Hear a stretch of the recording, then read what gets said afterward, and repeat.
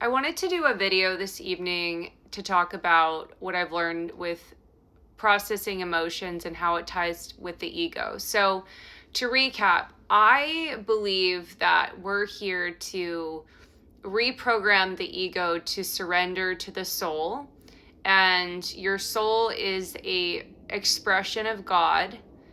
And when you get the state where the soul leads and the ego follows, it rebuilds that unified connection with God. So then reality can lift to a higher conscious state.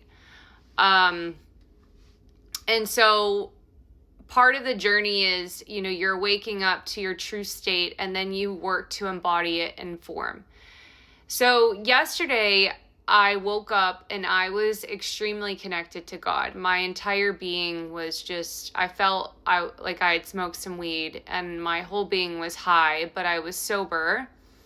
And what I learned is that the ego really likes control. So whenever the ego does drugs to get high and feels more connected with God, it can handle it usually more than if you wake up and you've done a lot of inner work and you feel high. It's almost like the programming in the collective is initially the ego thinks it needs to be going and doing something productive. But yesterday I was so in tune with God and my entire being was lit up that there was nothing for me to do, that I was so present and just so centered in that moment that I knew that I was doing exactly what I needed to be doing, and there was nothing else I needed to do.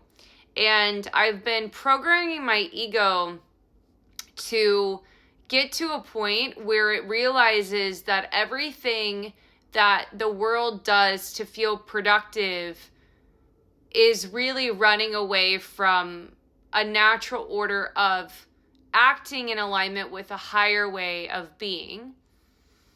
Because if people don't do inner work to question their beliefs, their feeding of lower distortion, then they're only going to continue to act out habits that are based off distorted views of reality. So it's important that, we process our emotions and we understand what are those emotions telling us. And you don't want to look at your emotions from just a lifetime state. You want to look at your emotions collectively and start to view people around you as versions of you, and try to tie your emotional state to the people around you and what is reality trying to get you to remember about why you're here, how things work, how the distortion is everywhere.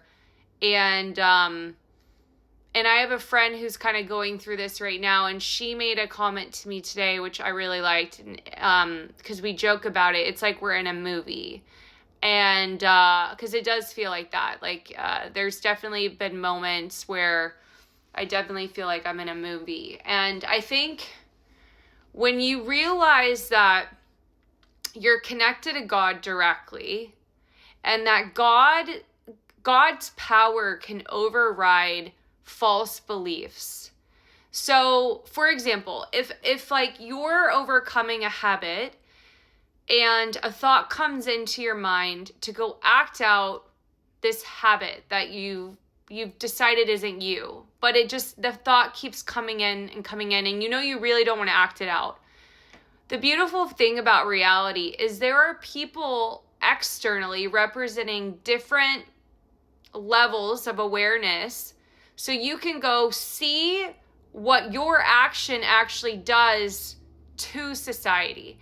Because when you go do one negative action, the trick is sometimes it doesn't immediately always create a negative result right then, depending on your awareness. Sometimes if you go and like eat something you're not supposed to, you can immediately feel the inflammation start to impact your body. You can immediately feel it impact your thoughts. But if you're already really distorted, it just muddles with the rest of the distortion. And so it's important that, you can see that other people are reflecting back the effects of your own actions, so you can learn quickly what you are not in order to align with God and your true state in a higher dimension. Another thing is that you will not be able to hold a higher dimensional state if you do not process your emotions. Like, it's impossible, because in order to be unified in a spiritual marriage between a male and female above the distortion, you have to basically unify the masculine and feminine energies inside of you. Now, if you're attracted to people of the same sex, or if you consider yourself bisexual, what's happening usually is that you have certain energies attached to you and you're identifying with a gender behavior, when in reality, we're all consciousness. Our gender is not actually real. And it's more of like the character we chose to play. But like, I have feminine and masculine traits inside of me, but my feminine, like the way I'm playing the game as a female, means that I'm playing a certain aspect of the game, and I've been shown that the masculine, like my male counterpart, is playing the game based off how the males are set up. Because men and women, based off the frequencies they're holding inside of them, perceive reality initially differently. And then as you unify with God, you're actually able to see reality from both lenses. So you integrate both aspects of yourself into one being. And then you learn to hold that in form. And then your counterpart, when it's revealed to you, will mirror back that form. Because in reality, we want to reproduce a higher race. Like, that's part of the bigger part of the game is reproducing on a fruit diet where higher level entities will be able to come in form. And then there's more consciousness on top of that I haven't been shown, in order to lift up this distorted world. Because a lot of the distortions in this world are due to the belief systems that people keep feeding in their mind.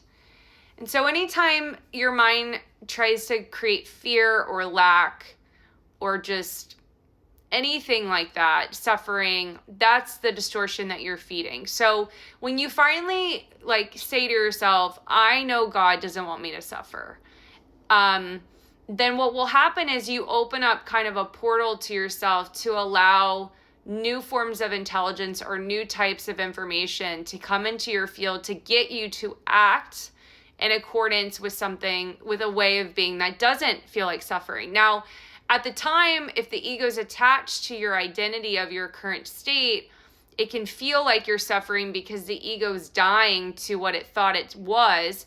But when you go through this enough, you stop clinging to your identity of anything. And what it does is, because in a higher state, when you're unified with God, you have no identity.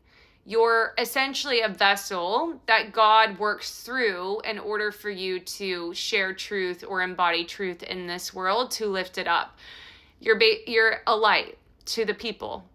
But if you latch on to a specific identity, then you're kind of blocking your ability to flow with God.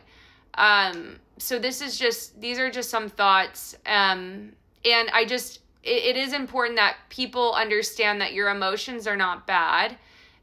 They're your gateway to your body, because people can intellectualize truth, but very few people choose to embody it. And to embody truth, you have to feel it. You have to feel those emotions. The truth of what those emotions mean will come. And one of the things me and my friend were talking about today is anger. Anger is not bad. It helps you build up your discernment in this world, and it builds boundaries for you so you can see through the distortion clearly, because then there's a level above the anger where you're able to just perceive without allowing it to impact you over time.